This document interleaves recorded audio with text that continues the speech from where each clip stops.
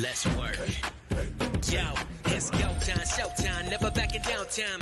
One shot, yo, make it count, yo. Crunch time, shine time, make this moment my time. Get a grip, yo, ready, set, go. We bring the thunder. Bring the thunder.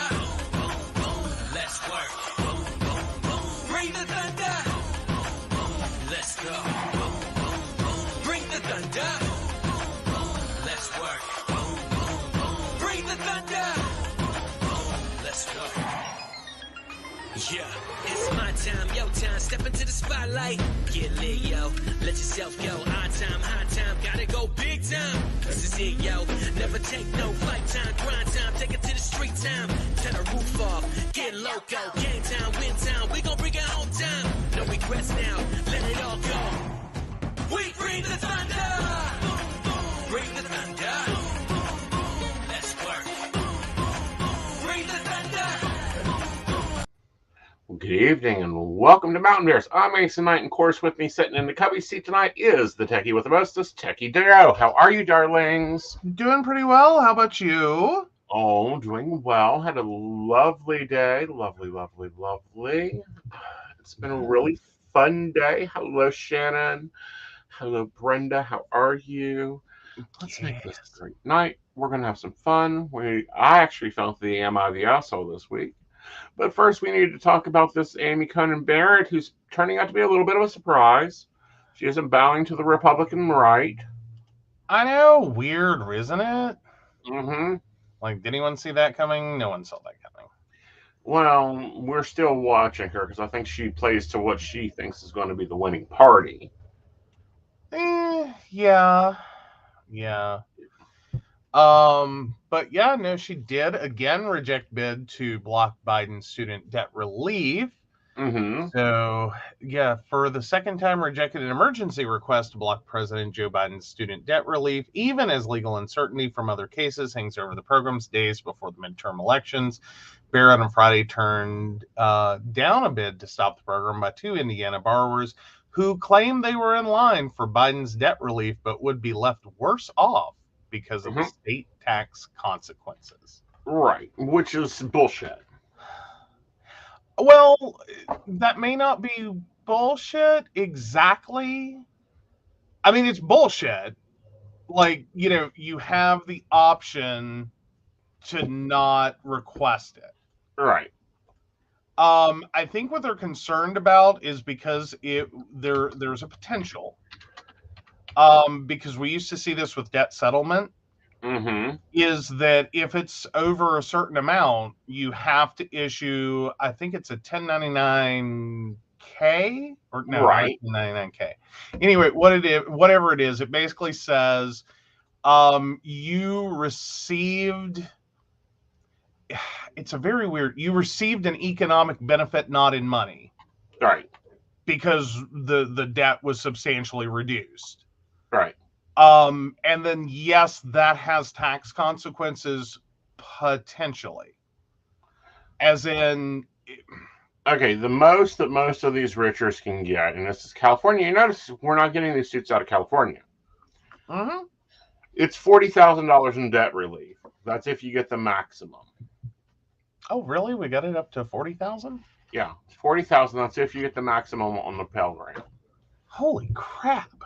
Okay, that means if you are in California, you're going to have to pay $2,991 for the $40,000 tax relief. Yeah. Well, now that may cause a problem for some people because that's a pretty big tax bill. Out of $40,000, I'll pay that little 13%. No, I get that. I'm saying, but for some very economically disadvantaged borrowers, right, or borrowers that are sitting on a precarious line, that may be a substantial increase to their tax burden. But again, for the borrowers that qualify, right, I don't think it would create that much of an issue because you're going to be taxed at the effective rate. Right. And yes, it's a huge economic boon to you, but it should be like adjusted. Right. So, like, it shouldn't be like a situation where you're making $24,000 a year, you get this giant windfall Right. of economic benefit, and then your taxes become this, like, well, now I'm going to prison. Well, that's Like, just that it. would It's be not now I'm going to prison. Now you've got to do a little bit of payment. Well, gee, Mhm. you're getting this time. It's probably not going to hit to mid. Okay. Let's just say, let's play this out. You have 18 months to pay your taxes. You're already making a $400 a month payment to your student loan. Mhm. You drop that into your tax bill. Gee, you've already paid that off before you could blink an eye in 3 months. Well, true, true. If you've been paying all along, or if you are, at that, you are paying, Right. then yes, the if you add up the individual payments for basically what you would have spent for a year, Right. you cover the tax liability. Right. Again, I'm saying that there might potentially Mm-hmm. be an argument there, but I think it's one of those of, well, then just don't apply for it. Right. Like, if you're so worried about the tax consequence, Mm-hmm. then just don't apply for the debt relief. Right. Like, you know what I mean? But it's almost like shoot yourself in the head. Why don't you? Not in a, I'm telling people to go Right. do that. No, that's not what I'm saying. It's just one of those, like, cut off your nose, spite your face kind of moments of, like, well, it seems like the wrong thing to be worried about. Like, if you're Right. potentially going to throw away a $40,000 write-off, like, and that's if you max out across the board, max out, Right. the Right. amount of debt relief, Right. then you're going to refuse that Right. because the tax consequence. Because some of us, some borrowers have been, paying for decades Mm-hmm. and maybe owe a couple thousand less than where they started. Right. Because that's often the net problem with this is there's no way to discharge the debt. You're, kind of stuck there. Right. Other than to pay in full. Hey, Cassie. Hi, Um, Cassie. so yeah, I think they've got, like, an arbitrary argument. Well, the Like, if you only want to thing be they really have capricious. on the arbitrarily argument is bullshit. Mhm. Sorry, guys, it's what it is. It's bullshit. Oh no. I think overall it's a bullshit argument. Yes. Yeah. And it's real easy. Your governors have the same power. Yeah. That it would be a very good idea for states to really counter this. And granted, there may be a potential concern Mm-hmm. that with the, state of our union, Mm-hmm. that, Republican governors want to, and Republican legislatures Mm-hmm. might want to make this a like, here's your economic windfall in the term of the Biden plan. Right. And then the state's going to turn around and go, oh, we're going to tax the fuck out of that. Yeah.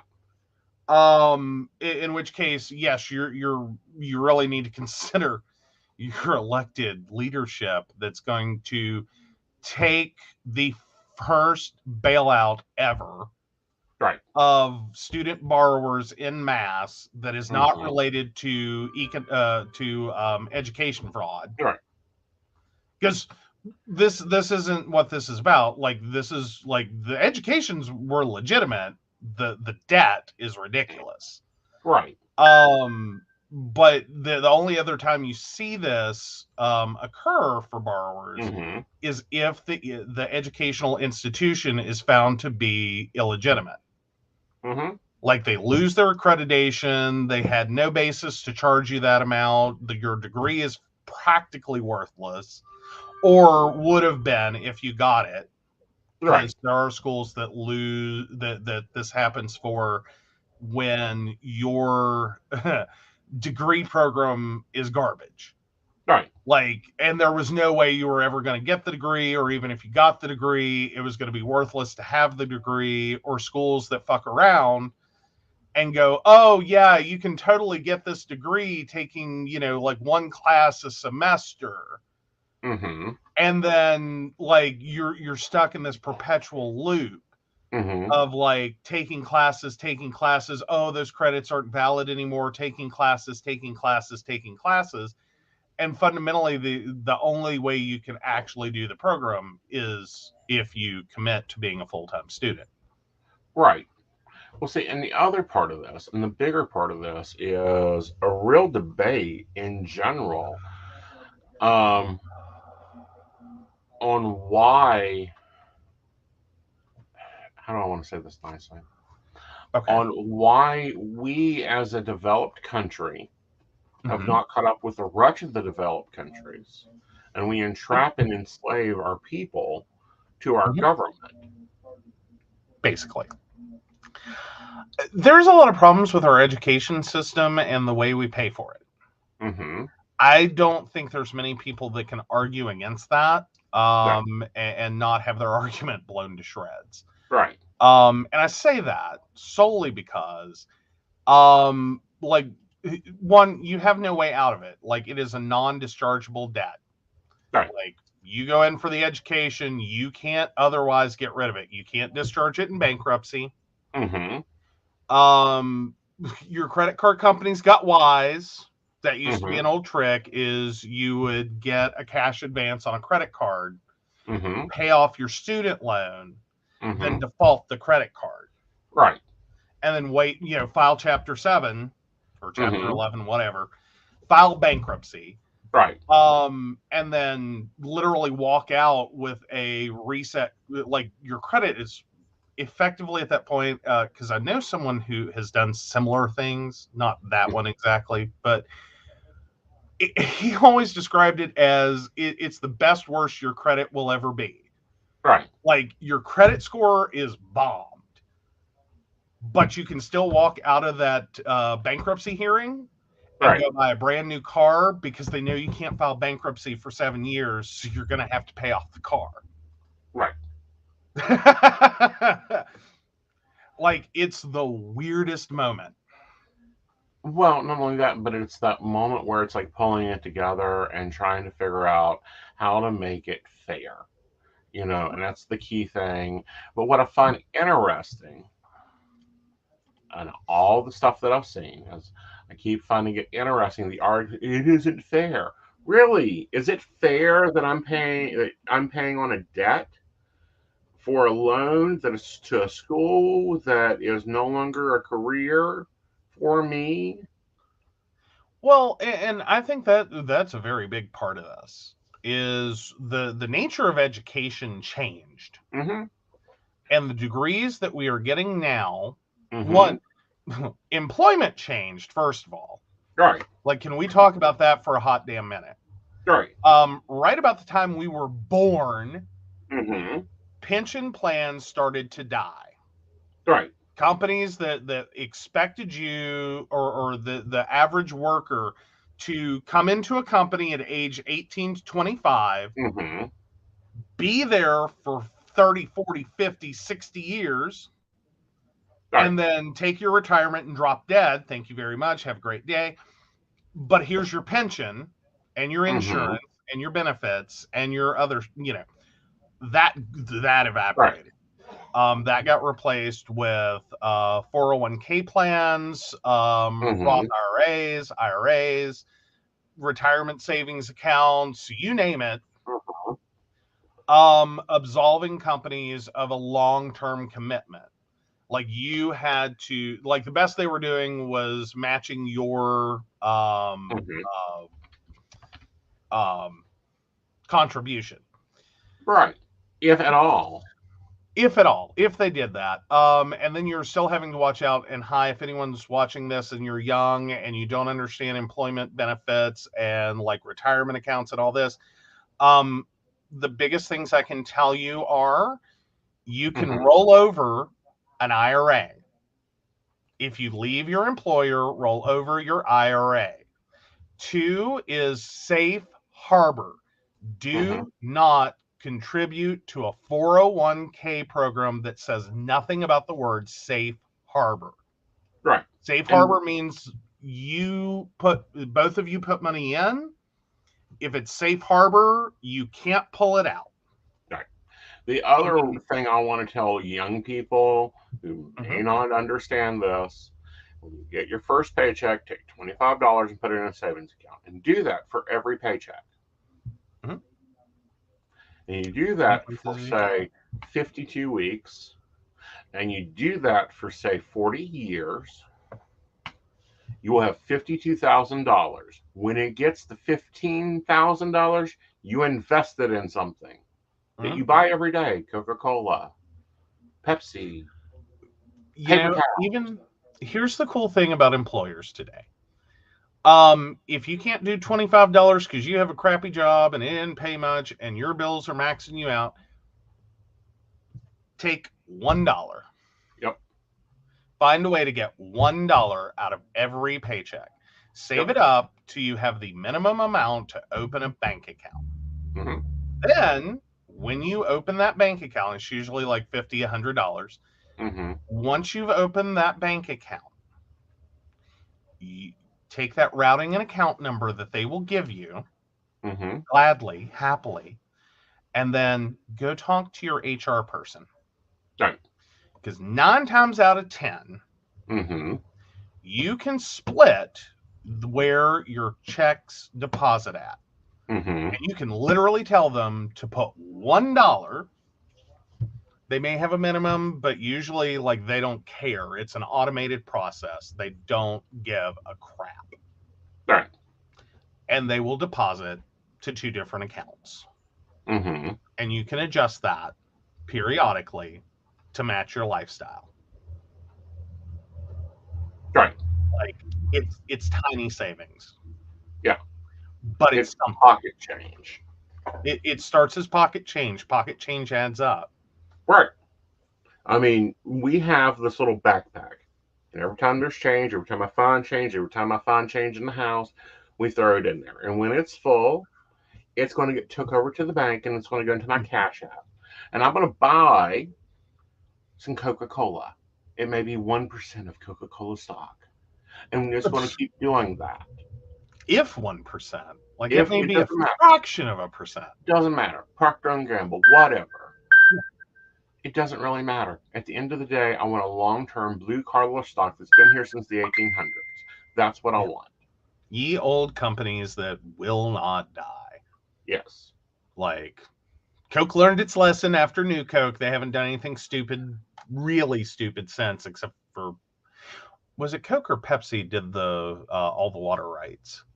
Coke did all the water rights. Coke did all the water rights. But still, at the end of the day,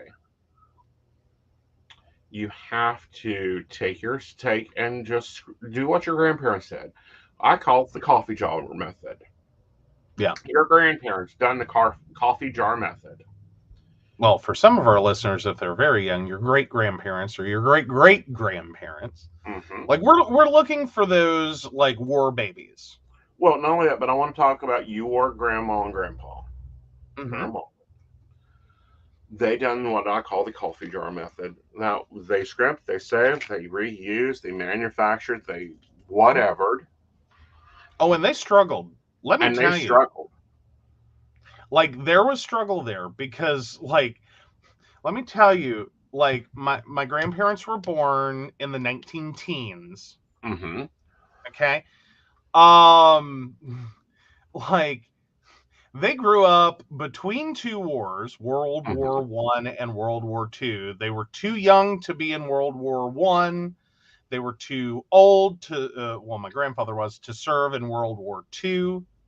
Like, there was no hope of being drafted. Like, they were babies for one, and they were too old for the other. So, but those were some turbulent years. Like, to think about, like, 1936 getting married. And trying to, like, as she put it, go to housekeeping. Right. As in, you got married, you move in together, you do whatever you got to do. Mm-hmm. And then to turn right around and like 2 years later have a baby. Right. And so we're talking like the end of the 1930s. Mm-hmm. All right. Then you immediately roll into the 1940s and the shit show disaster Right. that was. Right. And good luck. Oh no. See, we were doing so well there for a hot minute. Yeah, All right. we were. Block user. Bye user. Goodbye. Yeah, so like Yay, block user. They're coming in droves. Let's just keep blocking them. All right, keep blocking them. I'll I'll keep keep talking. blocking. You keep telling the story, but I want you to tell the story that gets me the most, and the one that always, no matter what the time is. Oh, which one? When you go to buy a car. When I go to buy a car. Your grandmother went to buy a car. Oh, good Lord. So, okay, now you got to like I do have to tell a little bit of the story before I can flash that far forward. So, yeah, in there you're talking about the Great Depression, you're talking about wartime, you're talking about banking fears, you're talking about, savings and loan failures. Like they grew up as a generation scared to death of banking because some of them watched their parents lose everything. Some of them lost everything. And there was this fundamental fear of banking. And the idea that you're going to put every last dime you have into a bank, most of them never got over it. Right. Like I'll tell you now, like those kids born in the 19-teens never trusted banks again. Right. Ever. For any reason. They expected a bank to fold at any moment. Right. Because it happened. And people that were very well off were left penniless. Right. So they got very comfortable with the idea that you keep money in a mattress, you keep money in a shoebox, you keep money in a deep freeze, you keep money somewhere that is not a bank. And very frugal. Like they went so much without, because much like we're going through a shortage period, they got used to you can't buy that. There's no amount of money that will buy that. Right. So you make do, you fix it, you repair it, you find someone who has half a clue how to fix it. Right. And you or you do without it. Right. So that kind of influenced them for the rest of their lives. Right. They were very hesitant to buy new things or buy a lot of new things all at once. They always kept their spending well under their income. Arguably, some of them to the point that they may have self-harmed. Right. At least in terms of like adequate nutrition, reasonable health care. Like there's some downsides to this. Right. That you do have to be careful of. Like there's a too far. Right. But it did mean that they ended up with a lot of liquidity. Yeah. Like they didn't trust investment banking. Right. At best, they trusted savings and loan. They got that. And a lot of them bought cheap houses and sold them much, much later for a lot of money. And that's continuing today. Right. And then for their children, they also became in many ways equally uncomfortable around banking, around banks, finances, and banking.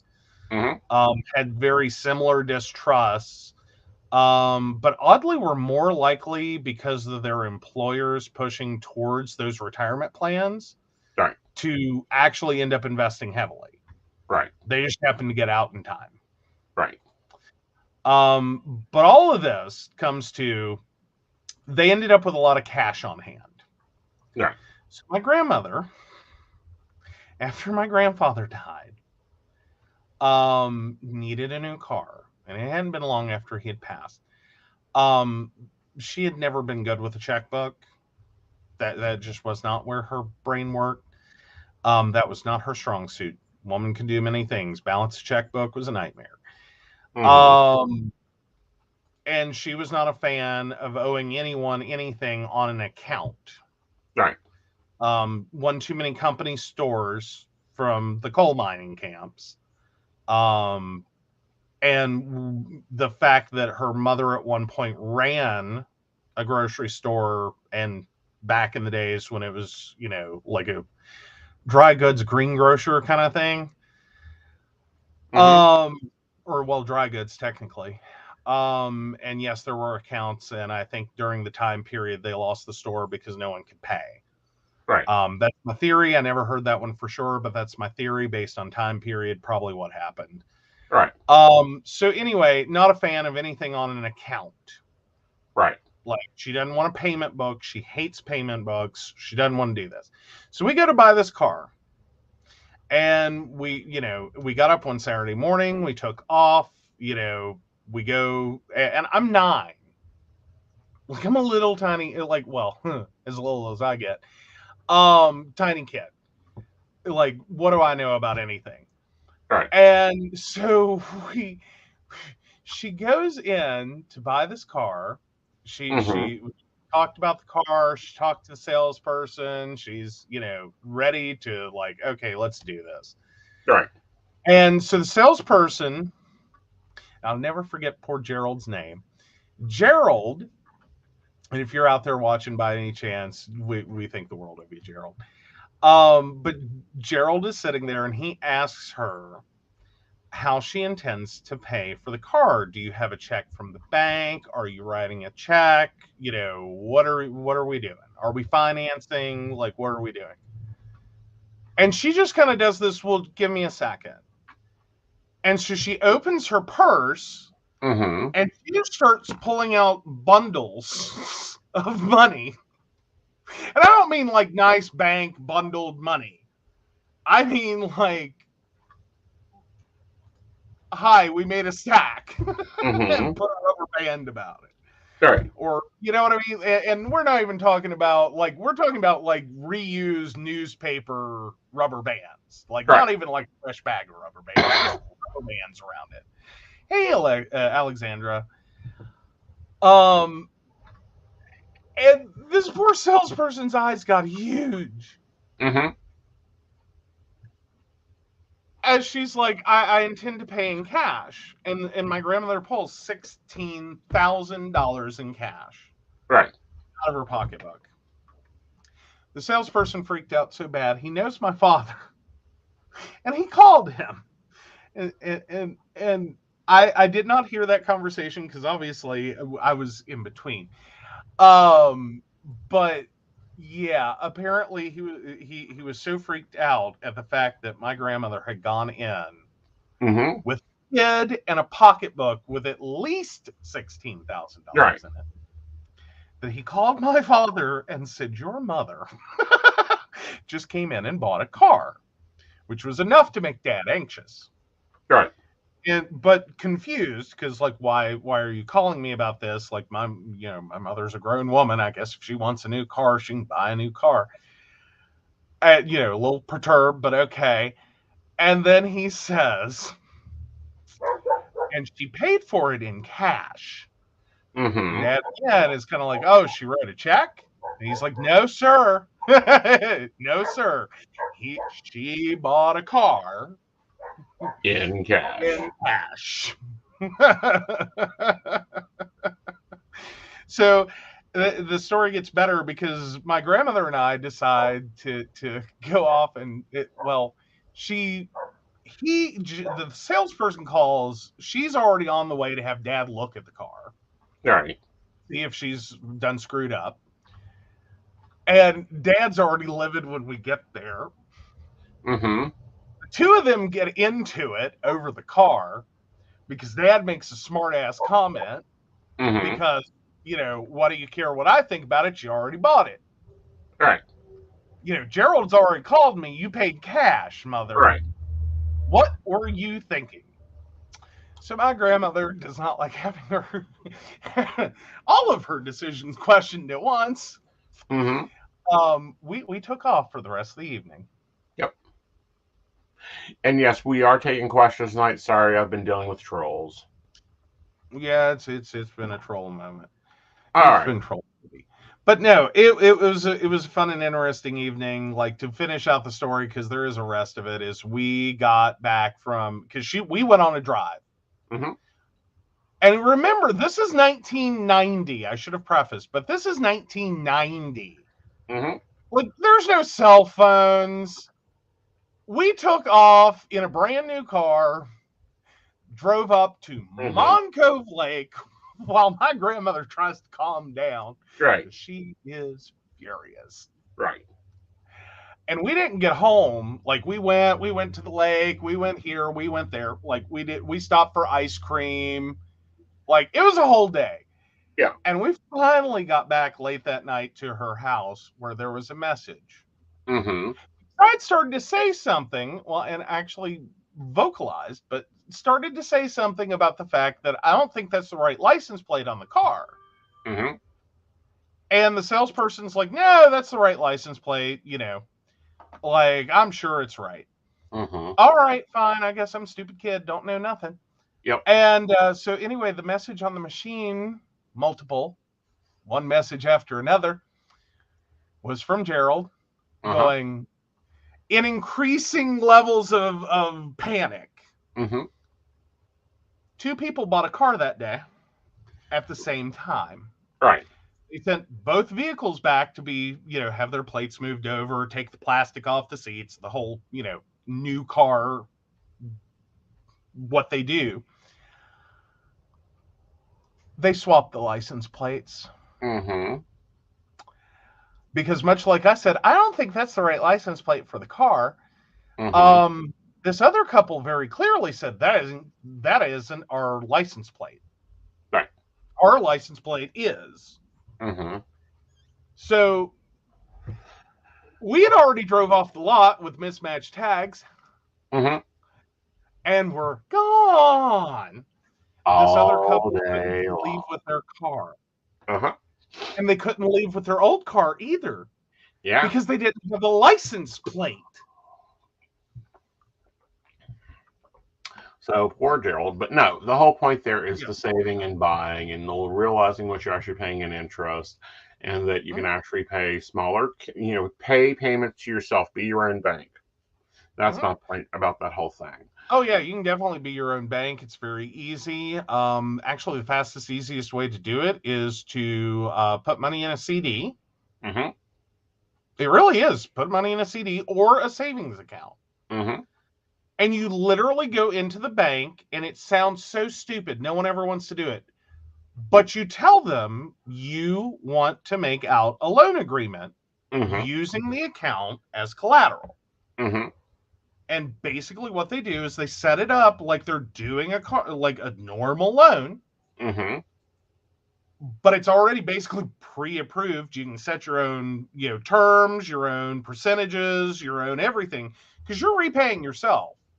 Right. The worst thing that happens in this is not that your car gets repossessed, it's that you don't pay yourself back. Right. And so it wipes the money for the loan. You can also do this for other people, not recommended unless you like enjoy collecting. Really. But really not only that, but at the same time here, you know, we get, you know, a lot of people, and, you know, I just want to make a comment here. When she was setting up housekeeping and raising a child, they could not replace the china, like your normal everyday dishes in her house. So they're, of course, living in coal camp housing, and they have this one, like, she was so proud of herself, because like, my grandmother's like 20 years old, if that, 21 maybe. And so she's got this little, like, cabinet, this cheap, ugly, stupid cabinet. I know what it looks like because it was in her garage. This is how frugal they were. She bought this cabinet in 1936. Garbage, pure garbage, just like thin little balsa wood kind of cabinet. And my father, like, because it was very unstable, Mm-hmm. little cabinet.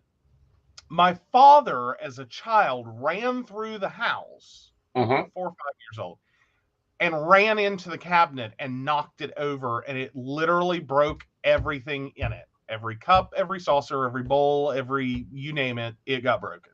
Right. Like, they didn't have a lot to start with, but she lost everything. Right. Victoria, you phrase your reading in a question. That's a clear question. And you include your birth date, just like the stroller says at the bottom. But anyway, so she could not afford to go out and get a new set of bolts, plates, and cups. No. Okay? When she decided to depart, she could have gone and bought anything she ever wanted in her life. Theoretically, yes. Just about. Yeah. Like, but then again, my grandmother didn't really want for a lot. Right. Like, and that was a weird part about that generation is, like, they focused on needs. Do you need it? No. Like, does it contribute to your life? Is it for your survival? Is it whatever? No. Then you put that money in a bank and you save it. Yes. And we're talking banks like the ones up on the shelf there. That too. Yeah. Yeah. Fair amount of that. Yeah. Like, she, like, and literally until she was 90. This woman got her Social Security check as a physical check. Like, her Social Security check, my grandfather's retirement check. The only check she had direct deposited was from her retirement, and that's because they wouldn't let her take a paper check. Mm-hmm. They discontinued it, said, we're not doing that anymore, so you better give us your routing and account number or we ain't paying you out. Mm-hmm.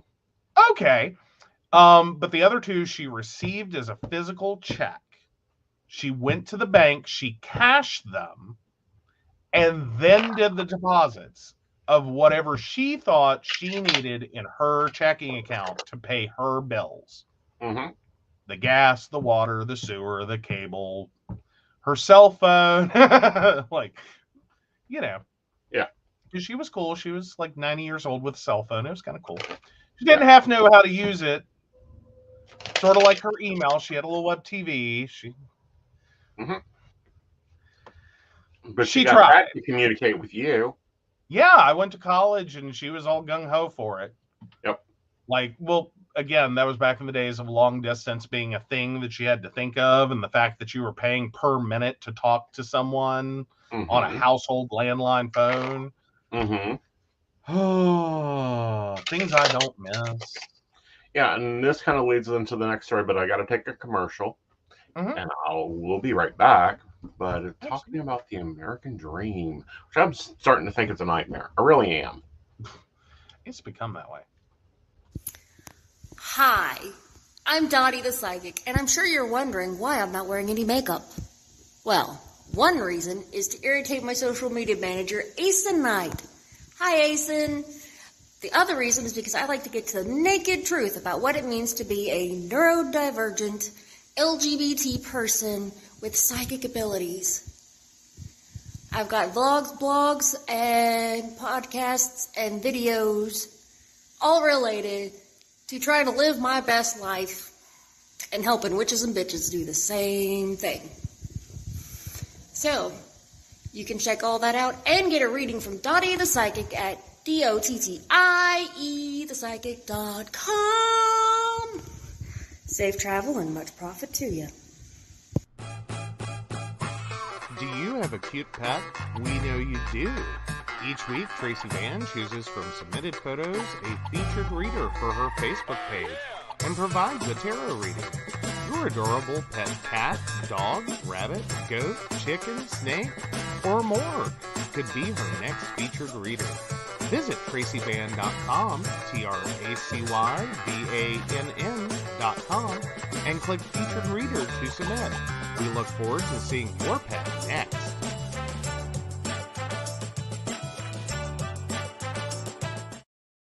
Hey everybody, Lady Gwendolyn here, and I am here to tell you how to get in contact with me and a little bit about what I do.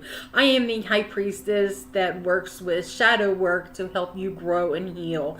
And I work with access bars, Reiki, I do power forms. I'm recently getting into crystal healing, sound therapy as well. So you can go to Lady Gwendolyn Healing, that is LadyGwendolynHealing.com. Book your appointment with me. I do in person, I do over the phone, I do over Zoom. We can do that as well. My main goal is to help you grow and heal, because I've been there, I'm still going through it, and let my strength help guide you. See you soon. Hey everybody, Natalie here from The Pendulum's Path. If you are in need of guidance, direction, spiritual connection, healing, or more, you have come to the right place.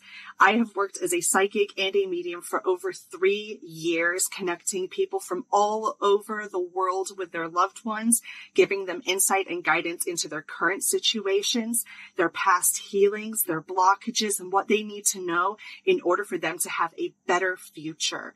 It would be my absolute honor if you would come to my website at www.thependulumspath.com. Visit my shop. I have a whole bunch of crystals, oils, balms, mystery boxes, and more.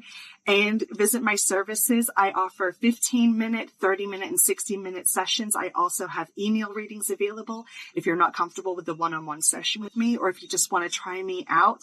I encourage you to come visit me at the Pendulum's Path, and let's get you back on the right track today. All right. All right. Yay, I can pin messages now. Cute. Ooh. Yes, I love having the dual processing that I'm now able to do. All right, so again, we hear the American housing dream is broken. Yeah, so what's this? The America's housing dream is broken. So a little over a decade ago, the dominant narrative about the housing market was that millennials simply weren't buying. They were either too cheap, lazy, or iterant to commit to something as weighty as a mortgage. Cut to 2020, and that narrative got flipped on its head. It wasn't that millennials didn't want homes in the suburbs, they just couldn't afford them. But when the pandemic hit and demand for property exploded, the furor was driven by people in their 30s, finally flush after years of slogging away at whatever jobs were left for them in the fallout of the Great Recession, and for many eager to flee to the wide open spaces of suburban life. It also didn't hurt that the dizzying stock surges meant baby boomer parents with large investment portfolios were happy to pass on some of those gains to their darling millennial kids. So as that 2020 housing boom begins to go bust, those who managed to close on a home in the crush of competition fed by rock bottom mortgage rates should count themselves extremely lucky. All right. So, yeah. Yay. Victoria, we have answered that a couple of times, but I will go ahead and say it one more time. To receive a reading, please place your month, day, and year birthday in the comments with your specific question. General readings are not provided on the show due to the time that is required for them, but are available by scheduling an appointment. If you'd like to schedule an appointment, please go to www.aesonnight.com. All right. I just want to make sure you got it this time. Like, I don't ever want people to feel like we're ignoring them. So yeah, there you go. Yeah. But anyway, so I find it interesting, that, this is, the rate is, increased 75%, 50% over the past, couple of months. That's because it was really fucking low. Yeah. Yeah. Yeah. Okay. And then we look at how, and I, reviewed Zillow this morning and about went, do what? It might be time to sell this box. But here's the problem, is you take that nice, pretty value that our home is at, Mm-hmm. and unless you're just going to take the money and run, Mm-hmm. It is going to basically be a down payment on another home. It's Right. not going to pay for another home. It's going to be a down payment Right. on another home. Because that's how out of whack this has gotten. Well, depending Is on where that- I want to move to.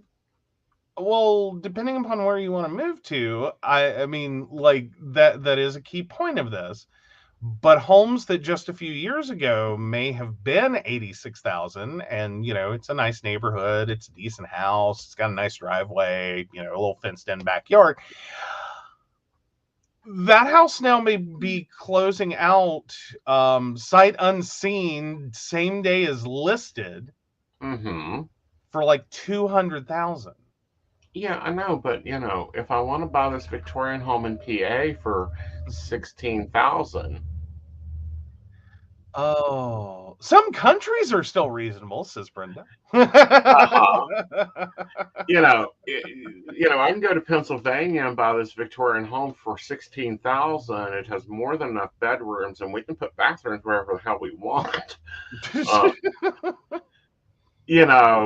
and just do a little chemical.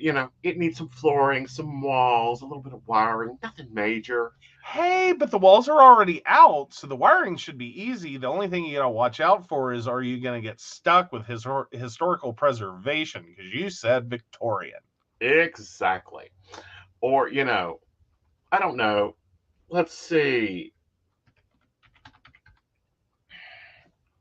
Because that's a big problem with some houses, is that, like, people think the brightest thing they can do, and it does increase property value, Right.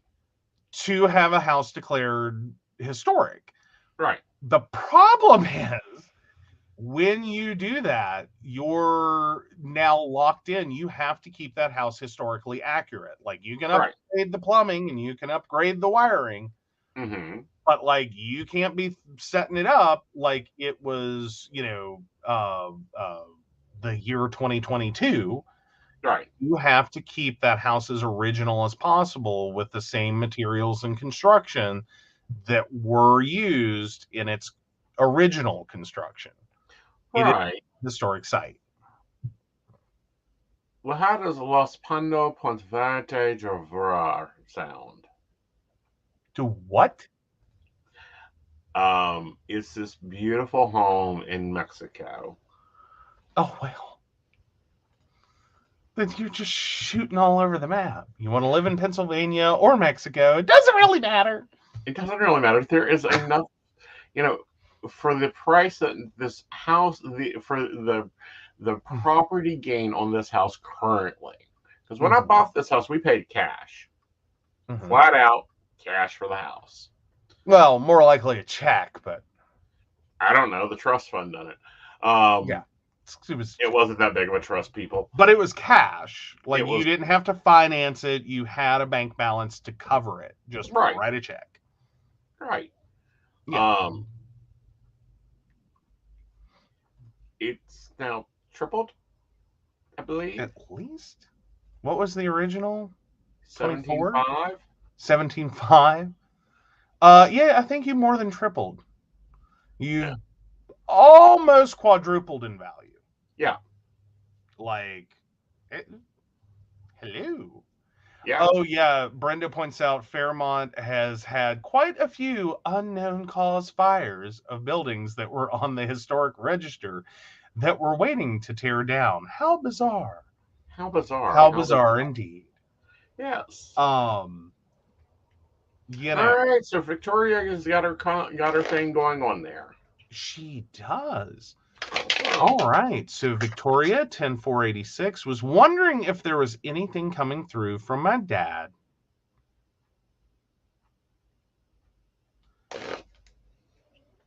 What does the card say? See what the cards say.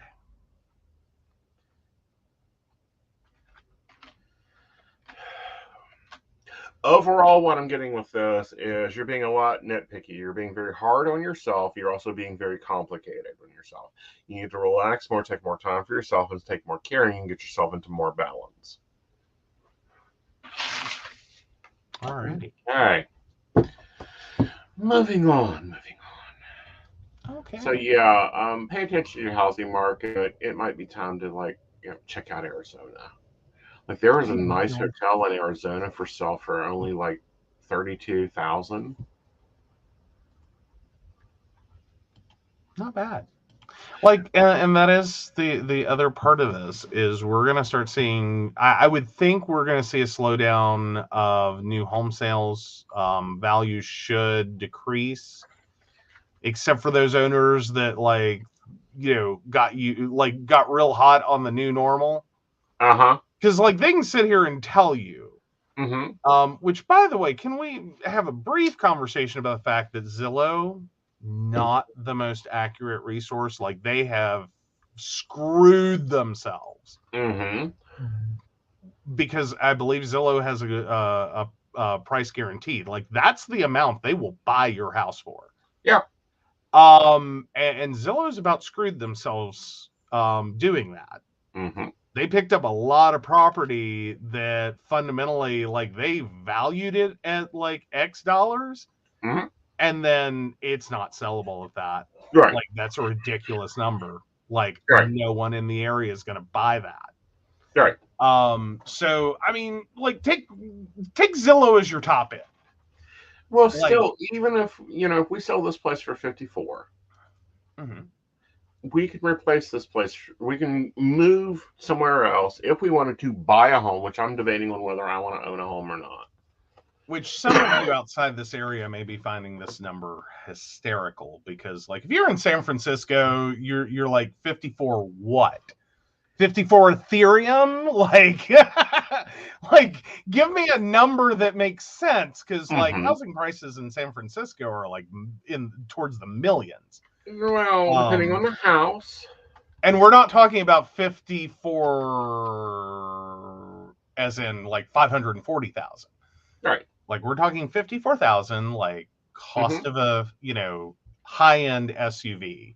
Right. Like I think Cadillacs are still sitting there, aren't they? Or are they way shot They're up? about 60. Okay. So around a decent SUV. Right. But no, we have jobs that are portable. I specifically do.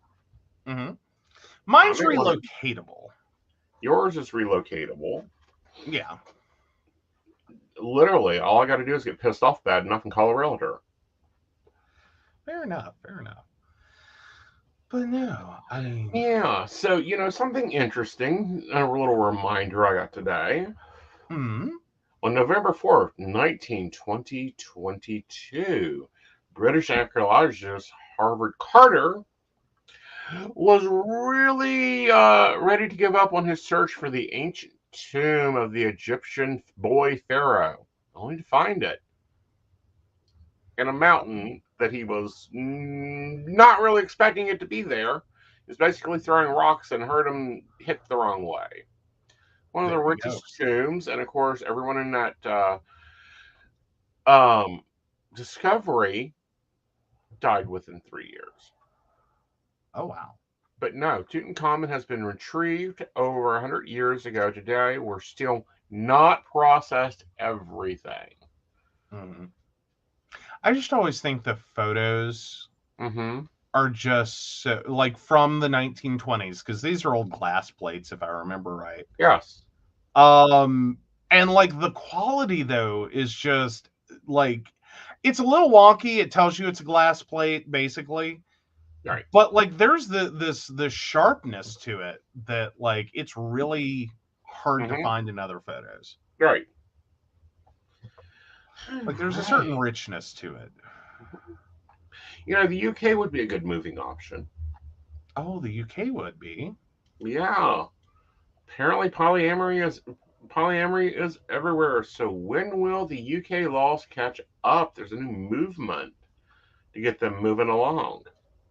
All right. So, yeah. Oh. All right. No, this is pretty interesting. So the author of this, which is, well, this was published a month ago in the New Yorker. I don't see an author listed. But it says, I get asked a lot of questions about being polyamorous, how I allocate time, how I navigate conflicting relationship styles, how I get my, any work done around the presumed bacchanalian nights of group sex and opium dens. Why does everyone go there? But to answer the most popular inquiry, yes, I do sometimes get a little jealous. None of my partners, I should clarify, or indeed any of their partners, all of whom are out here living their best lives, no doubt more concerned about how many jumpers they need to put on this winter to stay warm than finding someone else's in their laundry basket. What I envy instead are the legal protections and social recognition that is yet to be afforded to setups like mine, or many other domestic scenarios that don't resemble a 1950s family photograph. Those felt barely realistic back then and felt even more cruelly anarchistic today. Mm-hmm. Nevertheless, to see polyamory or ethical non-monogamy as the new shiny relationship model is, for the most part, to view global history back to front. Monogamy is both relatively new and perhaps surprisingly unpopular way of life. Not only do less than 5% of millennial species, well, mammal species on the planet, practice it. And in those animals do pair for life, like swans, are rarely sexually exclusive to their chosen partner. But the monogamy practiced by humans generally involve multiple partners too. They just spread them out over time or sequence away from, secret affairs. Mm-hmm. Yeah, because here's the thing. Most of y'all aren't monogamous. You think you are. But like if you have a series, like if you have serial monogamy, as in you're in a relationship, you leave that relationship, you enter a new relationship, it's monogamous, you leave the relationship, on down the line, is it really monogamy? Like that's the question we all have for you.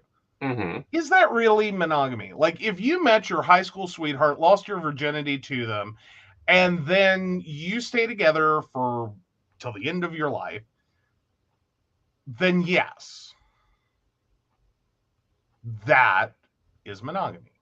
Mm-hmm. If that's not really what you're doing, right? If you're dating around, if you're going through a bunch of casual one-night stands on your way to the altar, that's not monogamy. Right. I'm not saying anything's wrong with it. I'm just saying it's a little hard to classify as monogamy. Right. If anything, it's kind of ethical non-monogamy, as long as everyone's aware that you are not looking like you're not in a relationship with them. It is not locked out that you are exclusive and not seeing other people.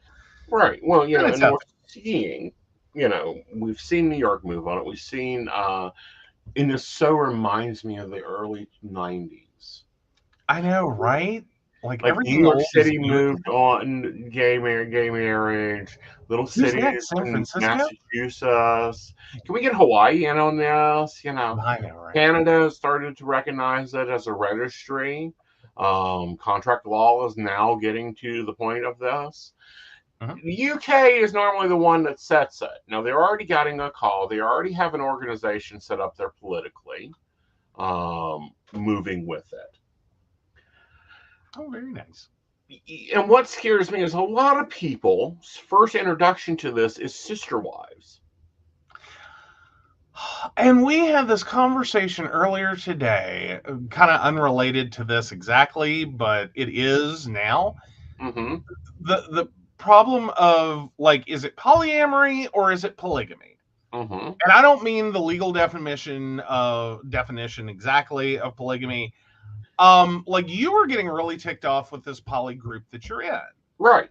And that it is like literally overrun, like it is predominantly heterosexual, which, okay, TBE, to be expected. Right. Because it's a wide open group. Right.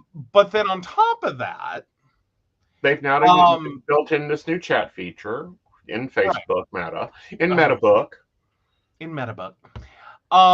But then the way the chat has gone and everyone that's involved in it, in that chat, is basically doing what's called unicorn hunting, which is typically when like a couple is looking for a perfect other to join their relationship, and or it's effectively like it's one guy who wants nothing else to do with like another dude, or his partner to have anything else to do with another dude, but to have multiple female partners. Right. And may or may not be interested in those female partners like really doing anything more than sharing a house. Right. And being okay with the existence of each other. Which, that's where it's more like, that's the sister wife thing. Right.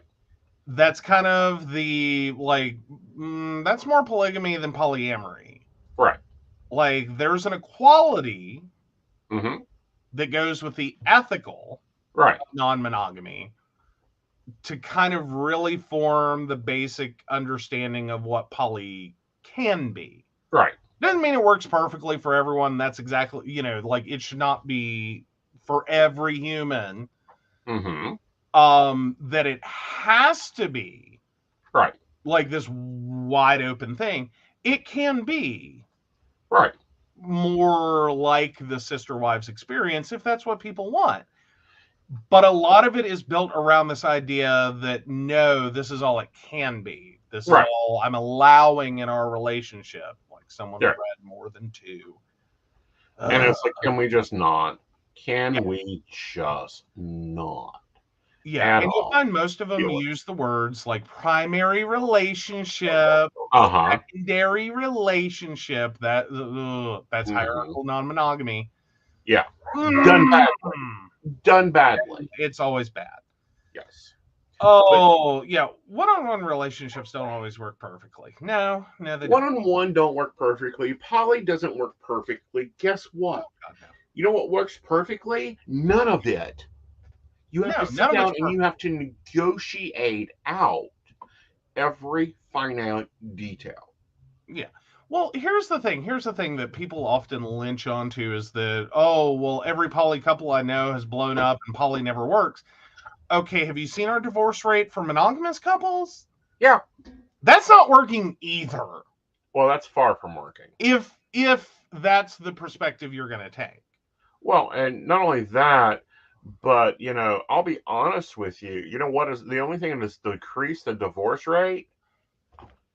Gay marriage. That is the only effect that has decreased the divorce rate in this country. True. I think if you have to spend 40 years as just roommates, I think you have probably ironed out most of the things that would cause you to get divorced later. Right. Or you just age out, because that's a thing. That's the thing. Some couples just hit a point where they don't want to be married anymore. They just don't care to get divorced because it's too much work.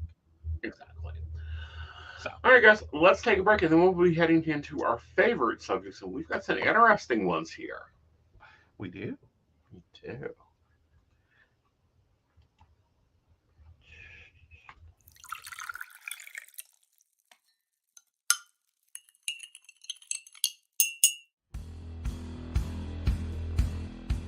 Welcome back, Goblins! My name is Jason, and I am the host of the Esoteric Book Club, a podcast that examines titles on the magical, paranormal, the mysterious, and the strange. I release 2 episodes a month, in which I review books on esoteric topics, recap news of the weird, and conduct interviews with authors, practitioners, and experiencers.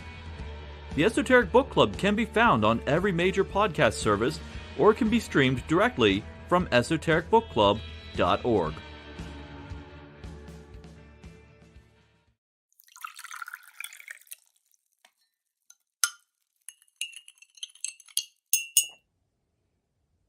Hi, I'm Tracy Van. I provide a blended reading consisting of mediumship, psychic, and tarot cards. A reading from me can cover any guidance you need from relationships with your partner or your family, spiritual, financial, any questions you may need clarity on. If you would like to book an appointment with me, check out my website, tracyvann.com. That's TracyVann.com. I have bookings from 15 to 60 minutes you may choose from. That helps if you just have a quick question, need an answer, or if you're looking for a reading in more depth, I'm here to provide the guidance and clarity for you. Let's just figure it out. Bye.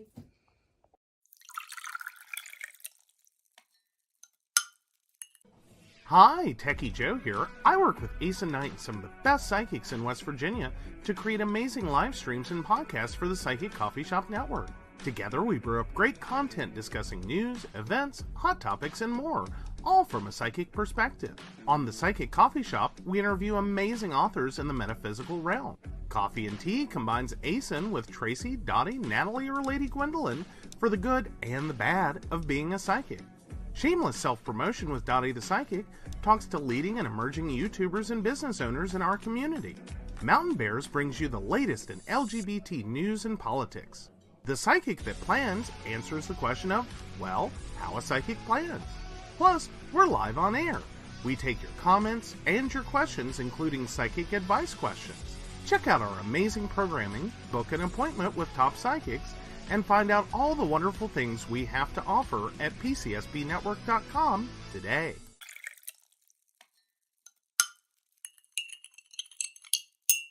Hi, I'm Aeson. I provide tarot readings covering everything from love and relationships to your life questions and your most spiritual answers. And also, I provide a lot of guidance in finances and divorces and all those relationship problems. So, if you'd like to get a reading from me privately, not on air, you can feel free to do so by visiting aesonnight.com and booking your appointment. I also provide on-demand services, so if your life is a little chaotic, you can go ahead and click that call now button there on my site, right for a quick answer question. All right, guys, back to the show. Enjoy.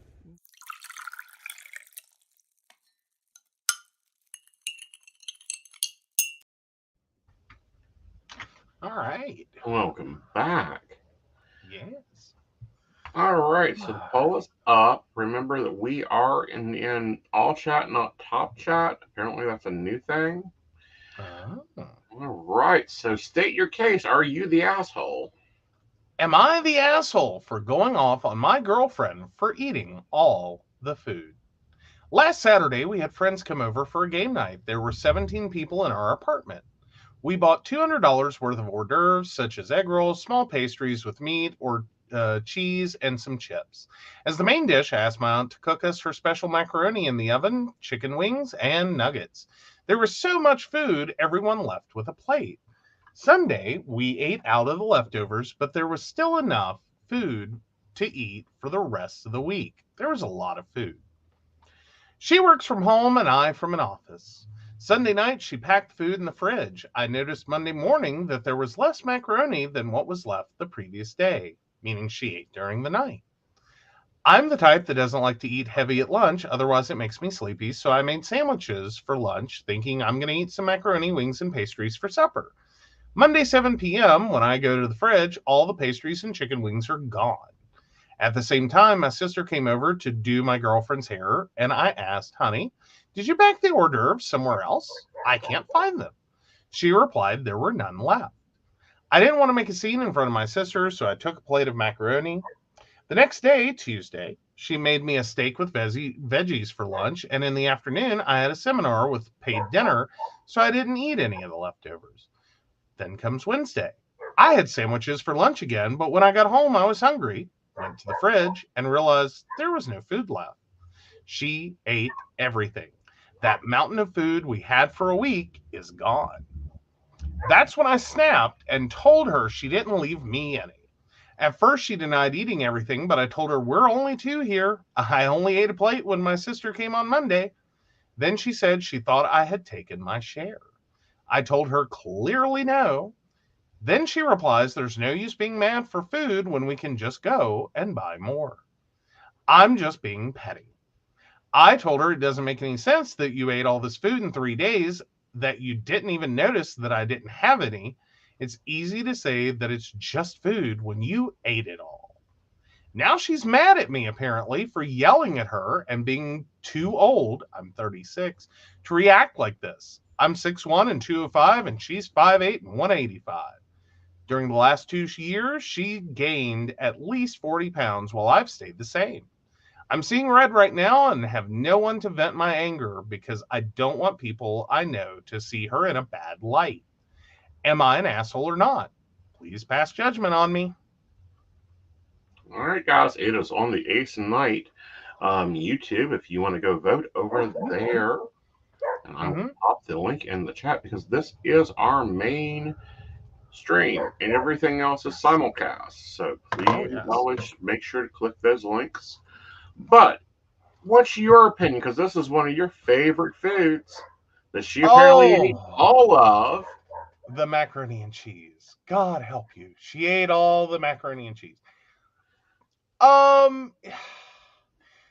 One, dude, you're the asshole. Like, I'm sorry. I don't know which argument you're trying to win, which is that she was selfish and ate all the food, that you apparently planned to, like, eat for the rest of the week, which I think is a little weird. Well, I think but hey, whatever. Because I'm thinking, okay, 17 people. Like, I think he keeps thinking the food was the big amount of food at the beginning of the party. Yeah, I'm trying to figure out, like, how much could have been left. Like, if everyone ate, and everyone took a plate, and everything left got packed up. I mean, you would have had to have made food for, like, 50 people if you thought you were going to eat for the rest of the week. Well, not only that, but then, okay, this is now what? Wednesday he's starting this pitch fit? Oh, yeah. Well, Thursday, somewhere in there. But so no, I mean, literally, days. follow me along. Okay, so 17 people ate, so they had at least one plate apiece. They took home a plate. That is now 34 people, I believe. Yeah, 34 people. And then you plan for 2 people to eat for 7 days on the remainder of the food. Right. So your aunt and the food that you bought would have had to have been enough to feed at least 50 people. Okay, so he said he spent $200. Divide by 50. Well, there is no way he spent $4 a plate. Well, now I'm going to assume that, like, the egg rolls, small pastries with meat or cheese, and some chips were the 200. Because he doesn't really specify. Like, the way he says it, it sounds like the hors d'oeuvres alone were $200. Okay. And then whatever his aunt cooked. Right. And I'm going, no, it wasn't a potluck. It was, they literally bought all the food, and then he had his aunt cook food, like she catered the event. Right. So to speak. And I'm going, I can't, like, that would have been food for 50-some people. Right. That's a lot of food. Right. Well, but no, I'm doing the mental math here.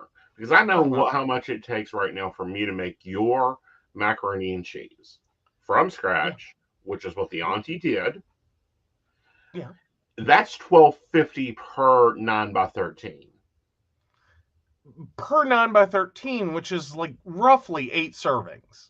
Right. Like, assuming everyone got a generous serving. Right. That's one 9x13 is 8 servings. Yeah. How many how much food did she make? I think he really overestimated. Well, I know he's overestimating, but here's the other side of this math. He's pissed at his girlfriend for eating 12 meals of leftovers. Supposedly. Well, actually, for the way he, 14 meals worth of leftovers. Right. 14 in like 3 days. We'll go 4. We'll give him the 4th day. Yeah. I'm just sitting here going, like, dude, I'm just wondering how you got food. Like, how big is your fridge?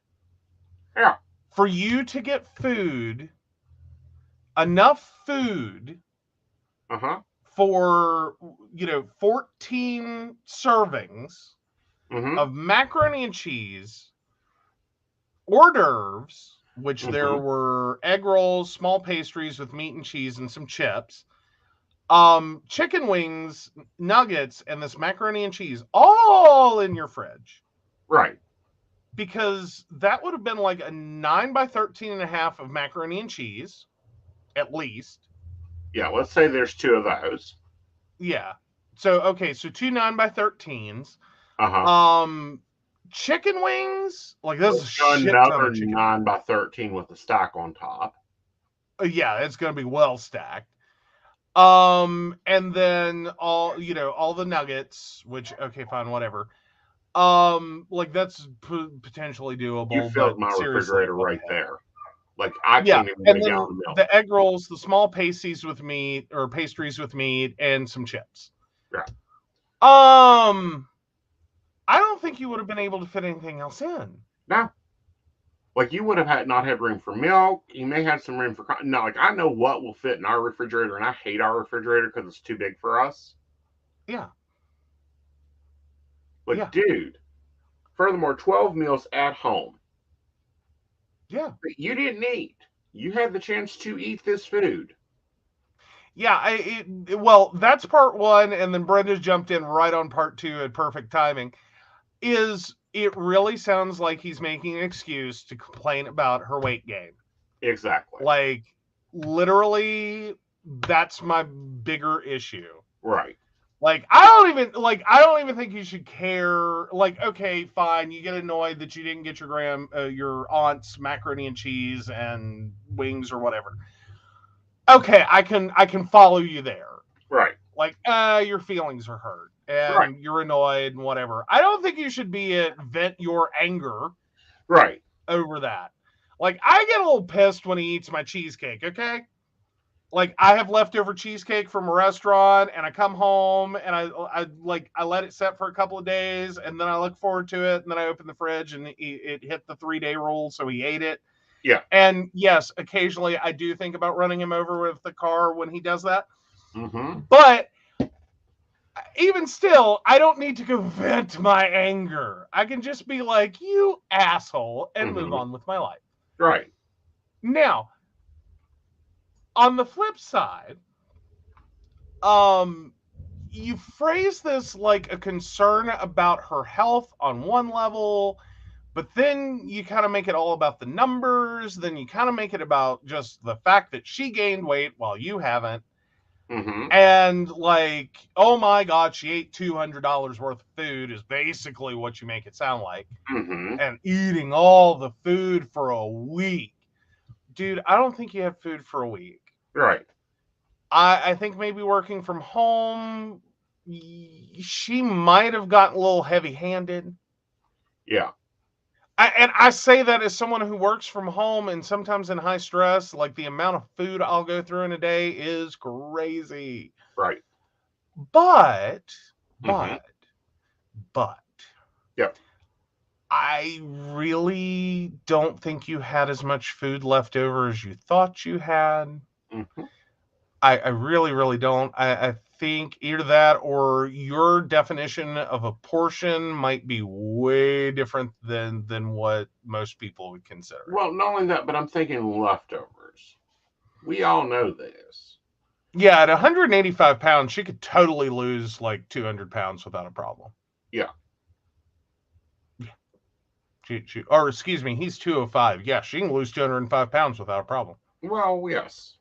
Yes. It's called real easy. It's called get the fuck rid of you.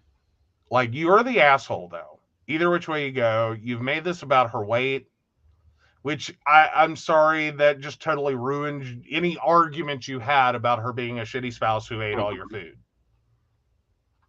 Well, and then this user used to his real account, and I see him over here commenting about workout and muscle building and all this other stuff. So, yeah, you're a dick, and you're an asshole. Yeah. Yeah. Well, and moreover, I think there's some issues in your relationship. Well, there's some issues, and she's going to Massive spartan ones. up to him real fast. All Yeah. right, so That's our all. audience has judged you, mister. Oh, I'm sure it was not happily. Yeah, no, you are 100% 100%. the asshole. Have a good day. Thanks for playing. You're the asshole. Exactly. Go to your auntie's an hour away. Please, there are people that drop to a grocery store an hour away and beg her for the recipe. And if you're really nice to your girlfriend, she might even make it for you. It's fucking macaroni and cheese, you idiot. Or your next girlfriend. Mm-hmm. When you learn how to treat human beings. Yes. Maybe start with a plant. Yeah. Work your way up. Right. All right. So new to poly, is this triad dynamic healthy? Mm-hmm. Hey everyone, I'm pretty new to poly and have found myself in a triad dynamic with a married couple. They're also new to poly, but have a little more experience than I do. I'm looking for input on the situation, whether or not the dynamic seems to be off to a healthy start. In some ways, I think it's great. In other ways, I have some concerns, but I'm not sure if they're reasonable. So originally, I started dating just the husband. We had a date and it went well. We were talking a ton. I was also talking to the wife, but not romantically. After the date with the husband, he told me they had decided they no longer wanted to date separately, but they all wanted to hang out together. So after a bit, we all hung out together and we were intimate. It was great. The three of us started talking constantly, and it very quickly turned into me becoming their girlfriend. I quickly realized this all happened too fast, and they sort of came to the same conclusion. We decided together to do a friend with benefits situation between the three of us. Fast forward a bit, and the wife told me she thinks poly isn't for her, and she was experiencing some feelings of jealousy. I totally understood, and we decided to all just be friends. I was sad, but it was understandable, and I knew going into this that it was also new for them, so I knew this could happen. Then we all hang out again, and we ended up having sex again. Now she says she's going to give this another try and to just try to be open with both of us about any insecurities that come up. That's fine and understandable too. I've been having a hard time though with feeling like there's a power imbalance here. I do understand that they're married and obviously their relationship is going to be a top priority. No, I'm sorry, you've already fucked up right there. Yes. Don't ever do that. You are not a third wheel just because you are the one of three people in any given relationship. Right. I don't expect to be of equal importance. Oh, worse, cringe. And I respect their marriage, and I don't want anyone to feel uncomfortable, except you do. So I respect these feelings that have come up and stuff, and I want to be mindful of them, but I sort of feel like I'm just going along for the ride, and I could be thrown off at any time. And if it ends, they've still got each other, and I'm on my own.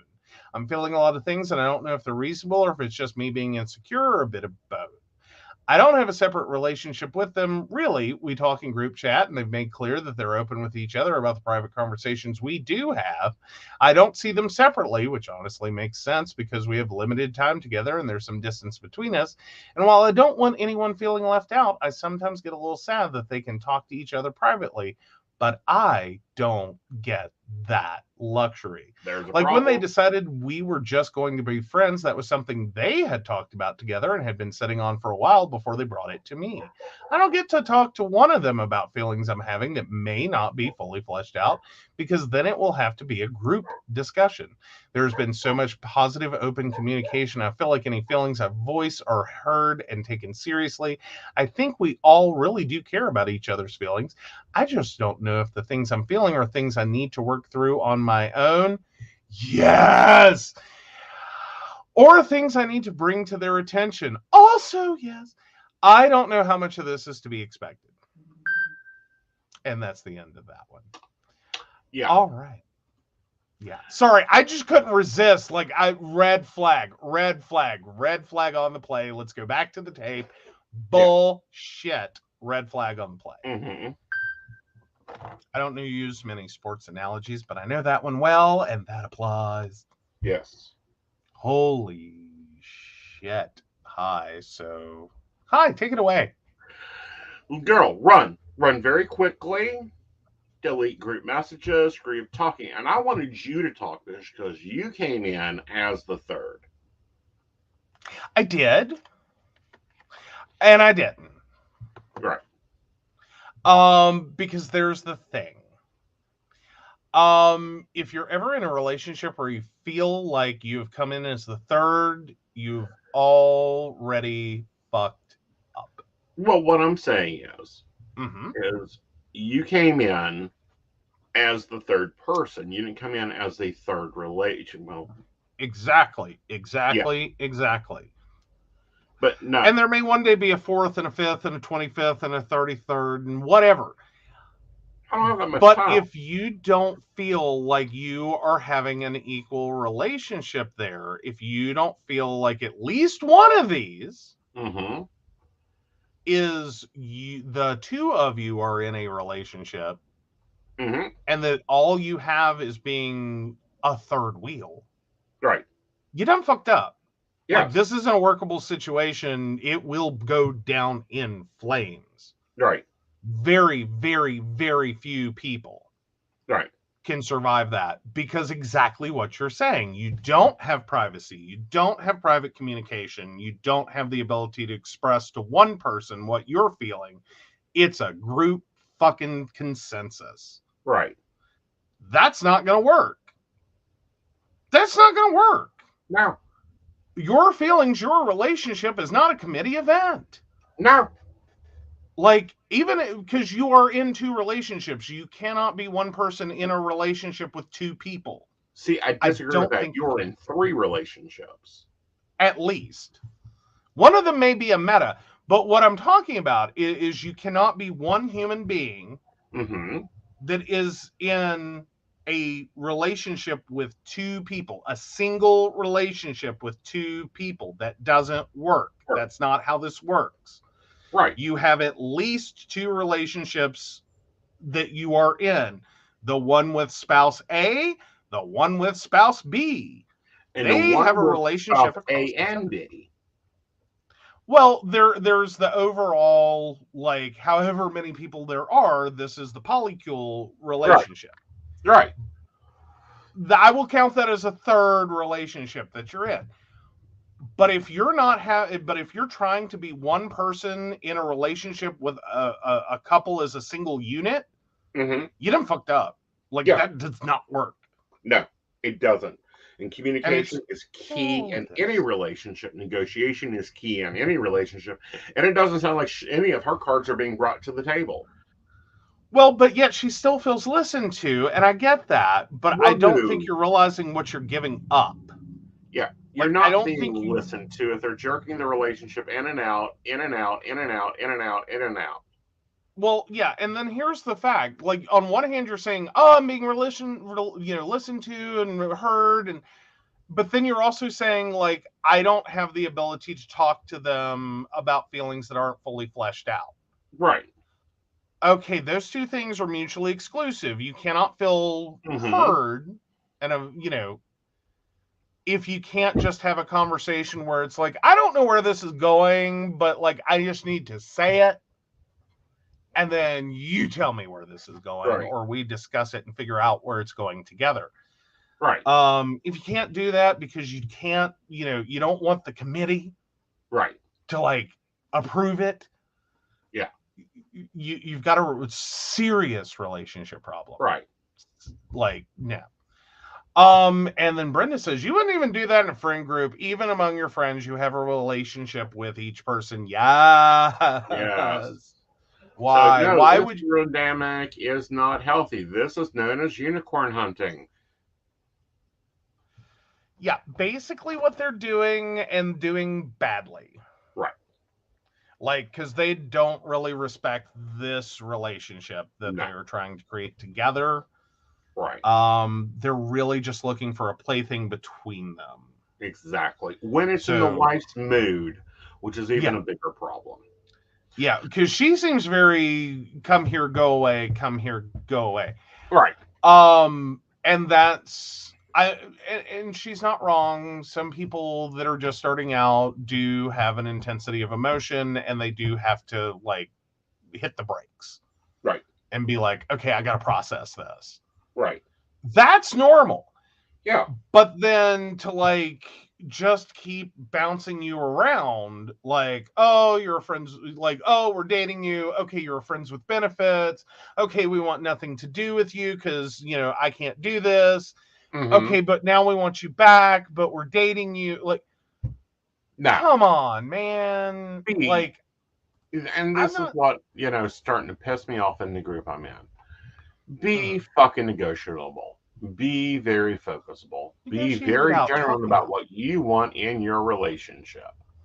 And give people the right. Give people the right to talk to other people individually. Now, I will say it's a very good idea to have a rule that you don't gang up on each other. Like 2 against 1. Like, I'm sorry, you reserve that for, okay, someone's off their meds and about to jump off a bridge. Right. Okay, 2 against 1. Or like, you know, hi, you need to go to rehab. Yeah. Then 2 against 1. Otherwise, no. The best you do, like you do kind of end up needing a rule there where it's like, okay, this isn't about like creating a we hate partner B mentality group. Right. Conversation. The other words that get me is priority. You know, I have the benefit of multiple relationships, and a lot of people always ask me who my primary is, and I'm like, for what? Yeah, and that's mostly you playing with them. I mean, it's kind of true, but at the same time, it's kind of like playing with them. Well, it is like, me playing with them, but at the same time, I don't have a prioritization of relationships. I have departments of relationships. Like, who goes on outings? Hi. Who goes on air? Hi. Invisible has been on air for our Patreons. He has came in on Patreons, but he doesn't like doing that. No, that's not his thing. It's not his thing. Who goes to gaming conventions and Marvel movies and Comic-Cons? Not that me. One. Not me. Like, my nerd cred is shaky, okay? Like, that's where I'm at. Yeah. Like, I am white nerdy. I'm just not quite white nerdy enough. Right. Who plays Naruto with me? The Not Invisible. me. Yeah. I'll Second Life it all night long, but Naruto, I'm just like, yeah. Everything I know about Naruto is because of them two. Yeah. And it's limited. Like, I know very little. Like, you know. Yeah, I knew enough to buy, like, to point out a shirt. That with me is when they start bringing a decision to me, and I'm like, I don't know, it's not my department. What do you mean it's not your department? Example: we have a breakdown of departments in this house. One of them is house things. Go see Invisible. Yeah. Like, I'm not. You know, I've retired from home management. Yeah. Like, I can do it. I just, no. Financial decisions, you have to go see me. Techie things, you have to go see Joe. Pet things, that's a house department item. Go see Invisible. Yep. Booking appointments, parties, and events, we can help you with. Or I can help you with. You can help them with it. But that's how we've broken up our household when we have one party in multiple relationships, living in a house, and all of us are quite capable of managing the whole world, our whole dimensionary world, with the other. And that's what, and since we're all three very much leaders and we're very much I've got an Aquarius and a Cancer boyfriend, so everyone has their thing, and we don't step on toes. Not typically. No. Like, it can be a little grumpy if like home management is sometimes a grumpy area, but like, Well, it's because it's a multi-level department because it affects financial, so that brings me into it. It affects you because it's tech, and it affects him because it's like, no, I don't want a fucking robot. Yeah, really. Like, don't replace me with a robot. Yeah, I don't want a robot vacuum. The dog will eat it, and the cat will use it for transport. Yes. And it's like, okay, fine, whatevs. Yeah. But like that's a thing that could occur. Yeah. So Shannon says if you wouldn't want to let your friends be treated like that in a monogamous relationship, why would you put up with it in a poly? Exactly. Yeah, and sometimes that's like the Duh. here's your V8 moment that people need. Right. To be like, hi, if you were dating just one of them and Right. they pulled what's going on, you would run them over.